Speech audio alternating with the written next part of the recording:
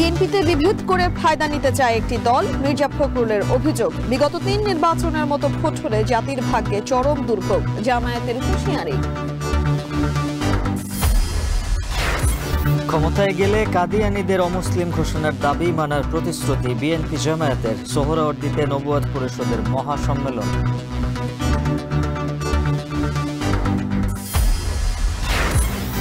ত্রিভুজ প্রেমের জেরে আশরাফুল খুন, বলছে ডিবি পুলিশ। র্যাবের দাবি হানি ট্র্যাপ। চট্টগ্রামে 1200 টাকা পাওনা চাওয়ায় ব্যবসায়ীকে হত্যা। গাজীপুরে নারীর মরদেহ উদ্ধার। দূতাবাস না থাকার পরও মঙ্গোলিয়ায় কর্মী পাঠানোর অনুমোদন। এ পর্যন্ত 157 জন গেলেও তাদের বিষয়ে নেই কোনো তথ্য। মঙ্গোলিয়াতে আমাদের কোনো দূতাবাস নাই। মন্ত্রণালয়কে দেখেছে যে সেই জায়গায় আসলে শ্রমিকদের গিয়ে নিরাপত্তা কিভাবে নিশ্চিত হবে। এবং মৌলভীবাজারের খাসিয়াপল্লীতে ভয়াবহ ডেঙ্গু সংক্রমণ। হাসপাতালে ভর্তি 3 শতাধিক, 2 জনের মৃত্যু।